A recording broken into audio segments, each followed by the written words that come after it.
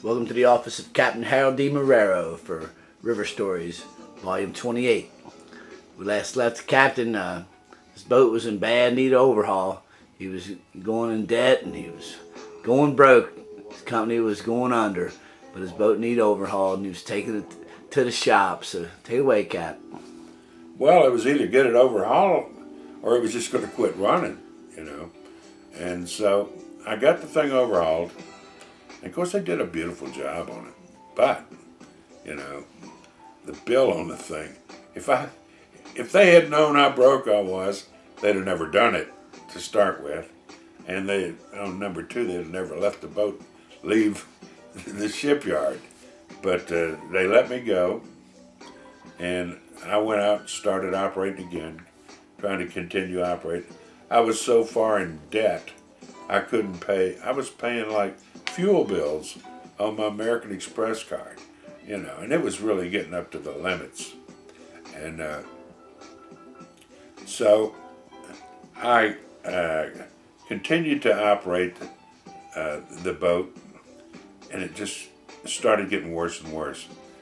The clutch on there would strip out sometimes after 3 days. That cork would peel off part of that clutch. And now Lufkin starts telling me, we've been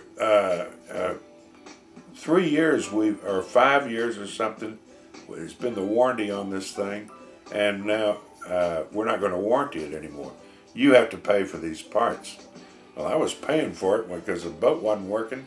I wasn't getting paid for it. So you had to pay your crew. Yeah, I had to pay my crew and I had to pay everything else. But so now they're telling me that they're not going to give me any more parts unless I got to send the money in advance to get another clutch plate. So I guess the finally came when I was just, I didn't know what to do. I was despondent and everything else, you know. And the crew called me, and they was on their way to Birmingham, and they had just gotten past New Orleans, out just to the edge of the Wrigley's. That's right where you go out into open water, and the clutch went out. And they were just floating around. So they called me and said, what should we do? I didn't have any more money for another clutch. You know, what can I do? I says, well, I'll call you back. And at the time being, I was heading in that direction for some reason. And I got to New Orleans, and I called Fontaine. I said, man, this company is driving me crazy. What's the matter? I said, man, I just can't run it. I'm not smart enough to run this company. And I says, you know, if I didn't have my name on that debt up in Chicago at the bank for this loan, I said, I'd walk away from this company tomorrow. And he says, well, wait a minute now, let's think about this. I says, you give me $1 and get my name off that note and it's yours. And he says, yeah, okay. He says, where are you? I said, I'm 3 or 4 hours from New Orleans, heading in this direction. He said, I'll have it done by the time you get here. He goes to a lawyer, gets everything all typed up and everything. So I get there and walk in, and I says, you know, I was really saying, oh man, I just can't handle it no more. Well, where's the boat? And I told him the boat was floating around, out around the Wrigley's, and I didn't know how to get it fixed anymore. I didn't have the money, you know, and this and that. And he says, okay, well, I'll buy it back from you. So I went into, and I called the crew, and I says, crew, I'm fixing to sell the boat back to Fontaine. And they says, well, we're not working for that son of a bitch. And I says, well, do whatever you got to do, you know. But I didn't tell Fontaine that. And so anyway, got the papers signed, and I got a bottle of whiskey, man, I guess what I was drinking. I don't remember even what I was drinking back then, but it was some heavy-duty stuff. And I got on the road and left New Orleans, and I felt like there was light at the end of the tunnel. I was out of this thing, man. I was broke, but I was out of it, man.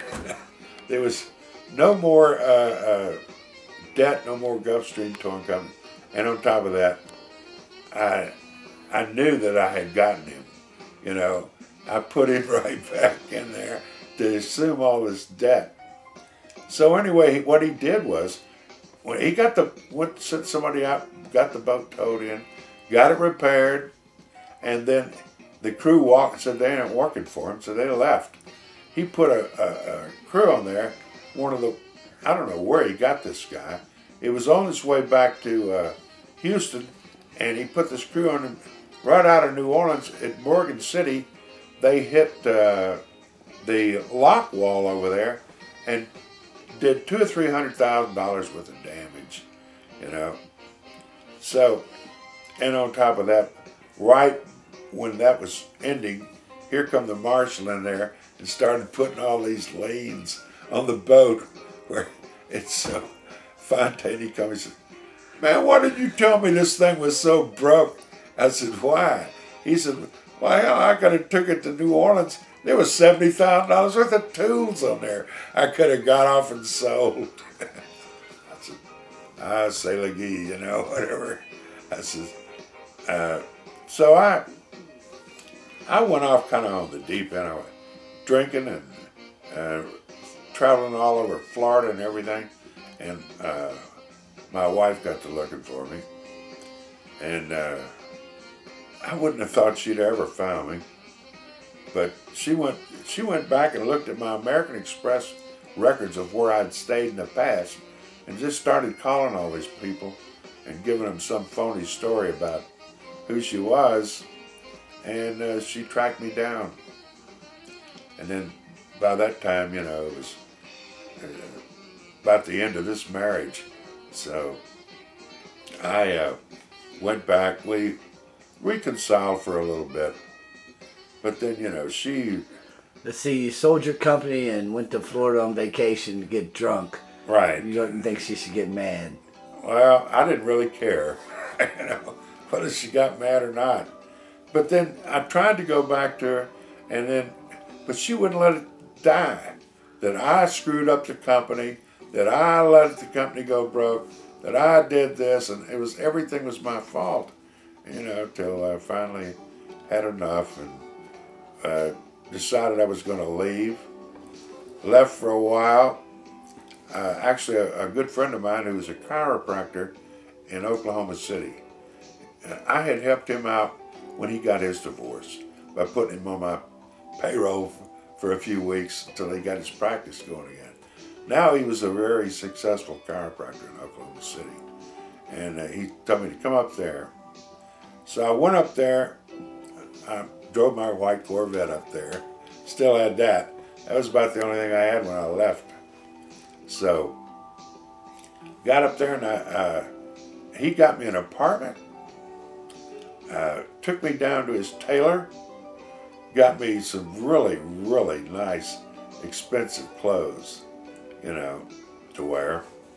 And what more can you expect out of a friend than that, you know? Dr. Ernest Brooks.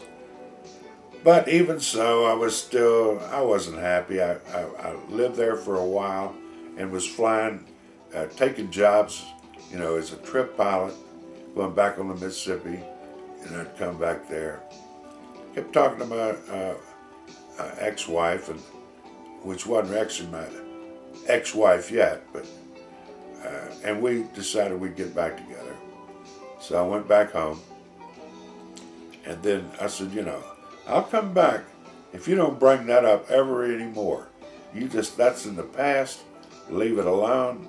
We're starting all over again. So she agreed, and we did. How was you then, Cap? I was about 29. And you felt like you was burnt up in the fire, but you're about to rise up like a phoenix, aren't you? Well, at the time I was... We'll have to wrap it up, Cap. We'll have to let them hear the rest.